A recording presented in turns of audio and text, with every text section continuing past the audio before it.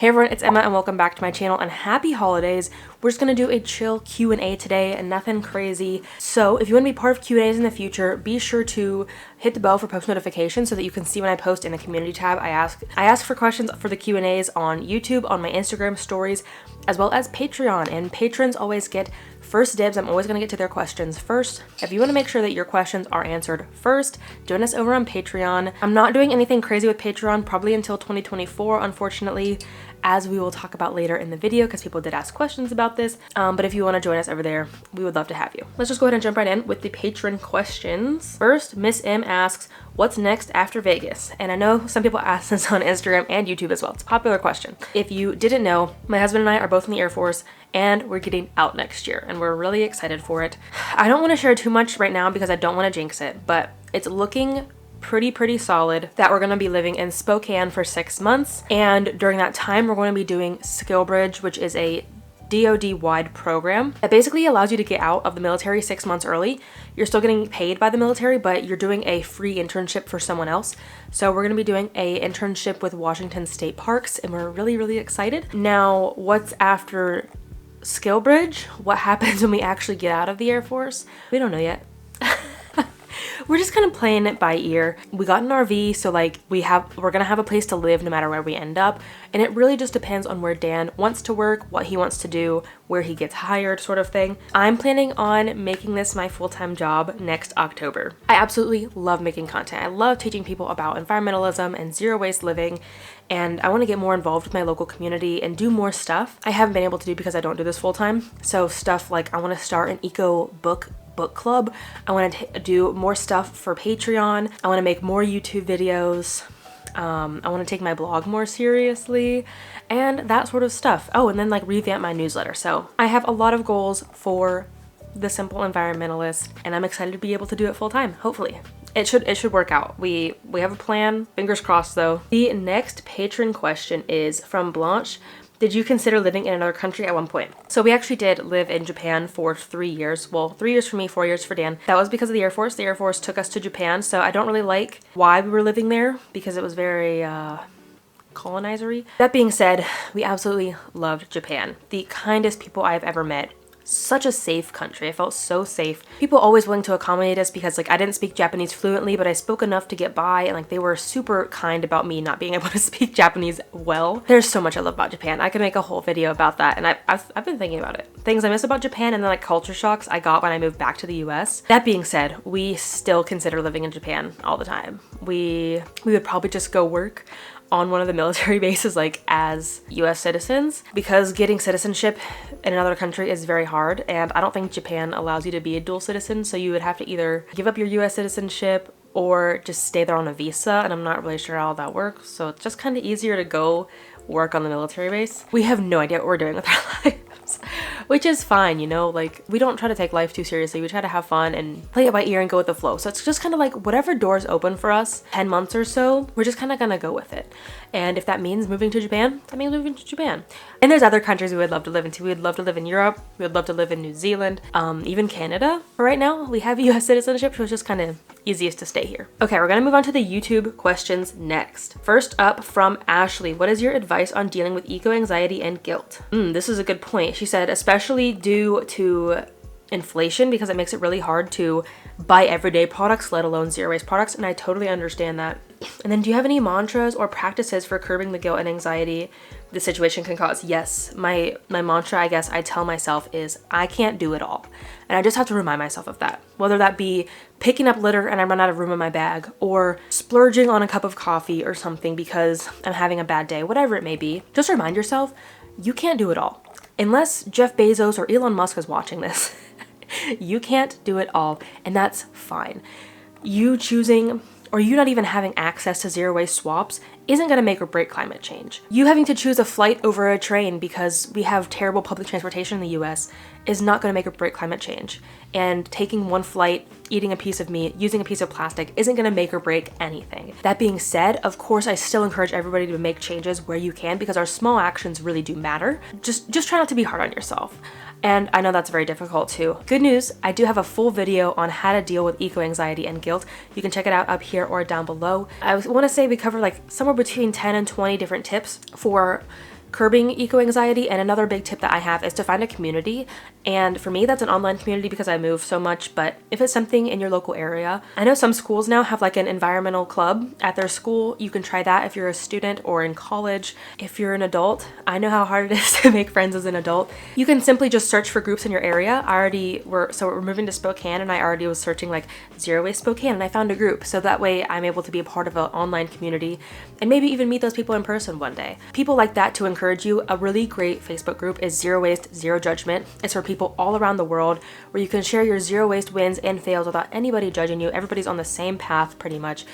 So yeah, I hope that helps. Ooh, do you have any suggestions on how to keep from judging people, especially family, who appear to not care about environmental climate wastefulness? I judge people. I will fully admit that. And here's the thing, I'm not gonna judge someone who either does not know about the situation, like they don't understand how plastic affects things, how flying affects things, etc. I'm not gonna judge those people. I'm not gonna judge people who can't afford it. Maybe they're disabled. There's so many different reasons for people who simply cannot make changes and people who don't understand the impact of their actions. That being said, people who are willfully ignorant and people who understand climate change, they understand plastic waste, they have money, they're able-bodied, and they still don't make changes, I will fully judge those people because they have the capacity to make a change. They just refuse to, and I think that is so frustrating. And as I already said, nobody's perfect. Nobody needs to be perfect, but everybody needs to try a little bit. And simple things too. Like these people don't have to make zero waste swaps. They can just simply turn off their lights and turn off water like when they're brushing their teeth. But anyway, some advice on how to not judge people. Again, back to what I said in the beginning of this question. Think about what do they actually know, start with educating them and leading by example, and try not to force things on people. And then also try to understand their full picture as well. Like, are they able-bodied? Do they have money to make these changes? Do they have free time? Because a lot of zero waste swaps and habits do take some extra time. Like I'm making homemade rolls today instead of buying them packaged, and it's taking me like 4 hours today. So people don't have that kind of time. I hope that helps. If it didn't, please just ask some clarifying questions down below, and I'd love to have a discussion in the comments. Okay, next. Oh, that last question was from Devin. This next question is from Aaron. What music are you currently listening to? I love questions like these. Questions, I mean, don't get me wrong, I love talking about eco-living and stuff, but I also love talking about like these personal questions so you guys can get to know me. Since it is December, my Spotify Wrap just came out. Please ignore her. Let's go look. I'm just gonna put a screenshot right here. These are like my top 8 songs of the year. I still love most of them, but what I've been listening to the last month pretty much nonstop is Noah Khan. I found him on TikTok. I freaking love his music. My favorite genre is like indie folk pop, indie pop, indie folk. But yeah, that's what I'm listening to, as well as podcasts. I listen to a lot of podcasts. My top podcasts are Completely Arbitrary, which if you love trees, definitely listen to that podcast. It is my favorite podcast. I'm really picky when it comes to podcasts, whether it's like weird breathing or if it's too scripted and so forth, and they're so funny and lighthearted and wholesome. I also love The Deck and Crime Junkie, both by Audio Chuck by Ashley Flowers. A new podcast I also found this year was I in a Cult, but they don't make podcasts all the time, like it's not a regular show, but it's really good. And then Trivia Time. I like to listen to trivia on my way to work. Okay, Aaron also asked, can you name a few of your favorite documentaries? I haven't watched any documentaries this year. I don't even know if I watched any last year, to be honest. I watched a lot during 2020, I'm sure, as we all did, because what else was there to do besides watch documentaries? I really love Kiss the Ground because that is a topic that is not talked about enough in the environmental realm, and that is regenerative farming and how if we fixed our farming practices, we could reduce so many emissions, and it's just so crazy to see it all outlined. A Life on Our Planet by David Attenborough, fantastic. I have a full list of documentaries on my website. I will leave a link to it down below. I can't think of any more off the top of my head. It's like a mini documentary. It's not even a documentary. It's like 15 minutes. But the story of stuff, like a little animation clip that they have on YouTube, fantastic video as well. Ali asks a few questions as well. What are your favorite things about living in a sustainable manner? Saving money. I literally save so much money by living eco-friendly. Just last month, because in Vegas, it doesn't get that awfully cold. So our house was like at a constant from like 64 to 68 degrees using the AC or the heat. We use heat occasionally, but our electricity bill was cut in third. We normally pay like 120, 150 per month for electricity. We paid $40 last month just because we didn't turn on our heat and we used the air outside. and turning off lights, and we save so much water by catching our gray water and using that to water our landscaping. We're saving so much money by living an eco-friendly life, and if you're new here, what an interesting video for YouTube to show you. But I have a full series about zero waste on a budget. I think we're on like 225 tips, completely free. And I also have a video on how zero waste living can even make you money by giving you discounts for bringing your own cup to a coffee shop and bringing your own bag to a grocery store and that sort of stuff. So that's my favorite part, as well as the community. Obviously there's people who are still super judgy in the zero waste movement, which is really a shame. So many people in the zero waste movement are so friendly, and I've made so many friends, so I love that too. Next, from Allie, how old am I? I just turned 24. Do you and your husband plan to not have children? No. Thankfully, I don't have a problem with this question being asked, but just be aware this is a sensitive question for a lot of people, so just be aware of that when you're asking people. But we're probably not gonna have children, biological children, not just for climate change worries, but I don't need to talk about this, but I think I would be a terrible mother. I'm very selfish. I love my free time. I have chronic migraines. One of the things that causes me migraines is irregular sleep and waking up too early and sleeping in too late. So I know that would be terrible having like a baby. I also still feel like I'm like growing as a person, and I'm still not in a headspace to have children. So I'm trying to work on myself before I have to be responsible for someone else. Did you have a sustainable wedding? I think so, even though this was before I started living zero waste. Fun fact about me, we got married when we were 18. I was still in high school. Because I was still in high school, we didn't have any money. So because we didn't have any money, we couldn't have an extravagant wedding. We got married. It's such a funny story. On a Tuesday morning at like his mom's church or something, I found my dress right off the rack, needed no alterations. It only cost like $100, like dirt cheap dress. Dan just wore his Air Force uniform, so he didn't have to buy a brand new tux. We went to get lunch afterward at a local cafe, so we had them cater. We used their dishes, so there was no paper, plastic cutlery anywhere. My sister-in-law made a cake that was just, it was very small. There was no food wasted as well. We didn't have anything like centerpieces or invitations, traditionally very wasteful stuff. And then we only invited local family, so nobody had to like fly thousands of miles to come see us on our wedding. So without intentionally making it a zero waste wedding, we had a very low waste wedding. Composting questions. I'm gonna cover these quickly because this is supposed to be like a personal question Q&A. I do want to make more composting videos in the future though. That being said, I do have a few composting videos I'll leave down below if you want more in-depth information. But this is from Mandy. Can you put molded bread in it? Yes. And then what kind of paper in it? Any paper that is 100% paper. So cardboard boxes, printer paper, notepad paper, that sort of stuff. Magazines, no. Wrapping paper, no, because they are covered in plastic. And I'll try to leave some sources for you down below as well, so I don't spend too much time on this. Oh, what do you do with cooking fat and used cooking oil? Cooking fat, like from rendering bacon, I would save that and use that to saute stuff later on. But like dirty frying oil, I would just put it in like an old jam jar or a salsa jar, put the lid on tight and throw it away. I think you can technically compost it, but you have to be like a pretty seasoned composter because it can attract pests. Obviously you don't want to wash it on the drain. That can clog drains and cause huge messes and cost you a lot of money. It's not the best answer, but I would just throw it away. Do you think you'll be in the military for this foreseeable future? Or would you make YouTube and TikTok your main career? This is from Angie.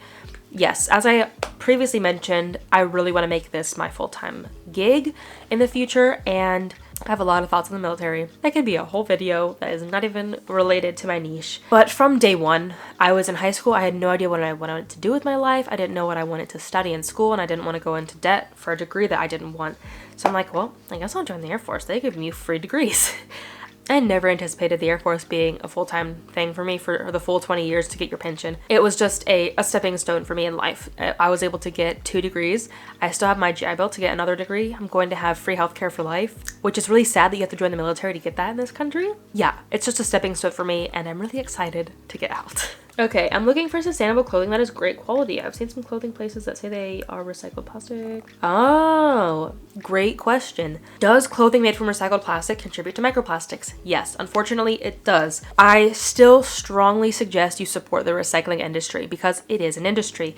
If we don't buy recycled products, there's no reason for companies to keep recycling products. Hopefully that makes sense. I have a full video on why we should be supporting the recycling industry. I'll leave that up here for you. But I know Girlfriend Collective, I'm actually wearing their sweatpants and socks right now. I love them. They make clothing out of almost 100% recycled plastic, which is really cool. And they also let their customers know, like, hey, this still contributes to microplastics. We highly encourage you use a microfiber filter. They sell one. It's very cheap. It's like $30. It's under 50, I'm quite confident. So it's a pretty good deal. You install it yourself and it will filter microplastics out of your washing machine at home. Or you can use things like the guppy bag. You can wash your polyester items inside of this bag to prevent microplastics from leaching out. Okay, the last one, I'm sorry, I don't know how to pronounce your name. Dani on YouTube. How do people who study this know? Oh, okay, this is a really good question. So how do we know that climate change is being caused by humans? In short, the Earth has gone through climate patterns over the last billions of years, where we reach a high point, we go down, we reach a low point, which is an ice age, we do a remelting, we go back into an ice age, and so forth. This is over the course of millions of years. And this is how we know that climate change is caused by humans, because we have done this to the climate in the last 100 or 200 years alone.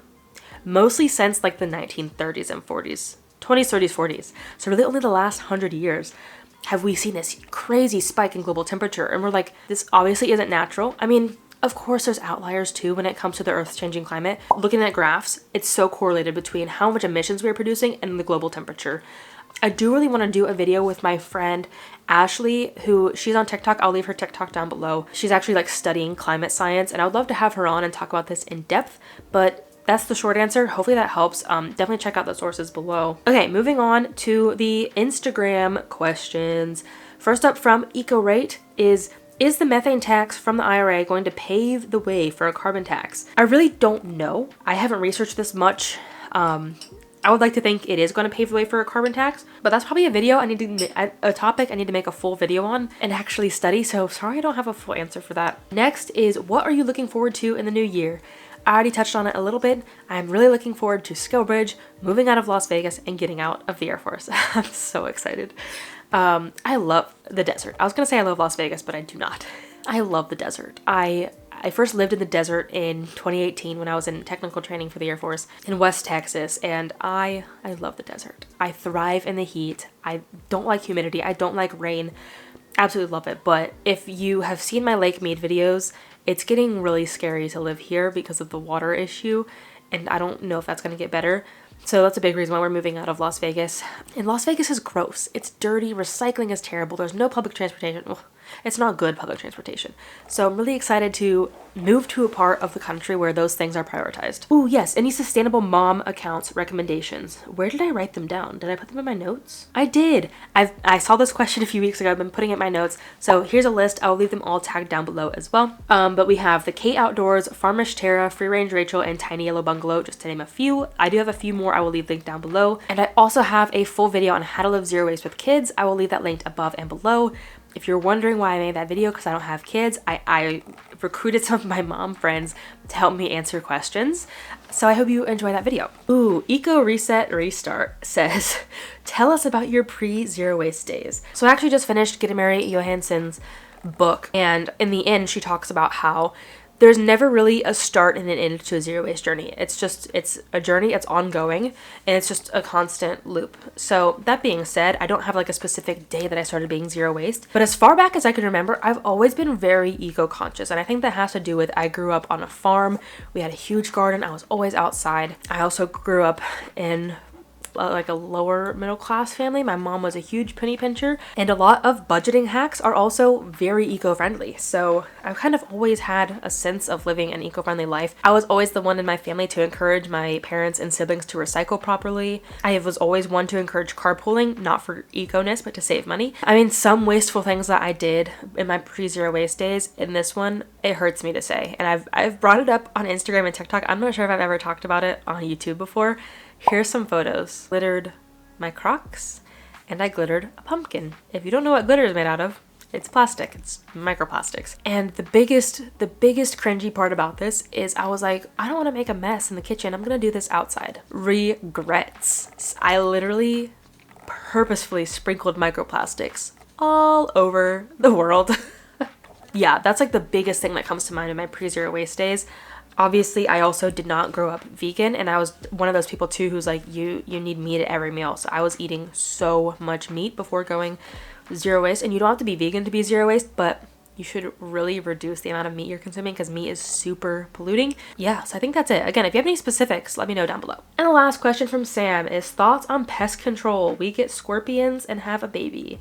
So I don't know what the best option is. That's a good question. I don't agree with most pest control, pesticides, fertilizers because they are made of chemicals. They get into our soil and drinking water and they're bad. And they also get into our waterways, our rivers, and our oceans and cause, I think it's called eutrophication, where basically it sucks all the oxygen out of the water and then ecosystems die. So like this stuff is horrible. But of course we need to consider our own safety in mind when it does come to pests that are dangerous. I'm not saying you need to like use pest control for ants because ants aren't dangerous. They're annoying, but they're not gonna harm you. Scorpions, tarantulas, big poisonous spiders. I would just say do what's best for you in your situation. I would always prioritize yourself and your children over the environment, at least in this situation. I am not familiar with scorpions either, so I'm not sure what it takes to like get rid of them. But my go-to is always just Google. And I hate saying that because like, you know, you want real advice from me, but I don't have any experience with it. So I would just look up zero waste scorpion control or something.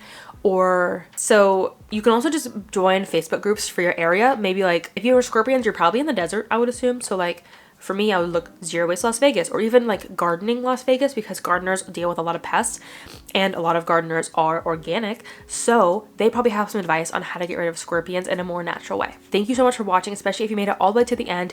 If you want to be part of future Q&As, follow me on Instagram and check my stories. Check the community tab on YouTube, hit the bell for post notifications, or join the Patreon. I'm going to start trying to do Q&As once a quarter or so. And then I'm also going to be doing Instagram Q&As once a month. So if you don't want to have to wait for every 3 months to have your question answered, follow me on Instagram where I will be doing Q&As on the 4th of every month. Anyway, again, thank you for watching. I really appreciate it. Give this video a thumbs up if you found it helpful. If you have any further questions, leave them below and we can chat in the comments. And I'll leave some links down below and up here for some past Q&As if you would like to learn more about me. Anyway, thank you so much for your support. I'm so excited to hopefully be able to make this my full-time job in the near future. I see every comment, every like, and I really appreciate your support. So until next time, remember that your small actions have a big impact in the long run. Bye guys. It looks all right.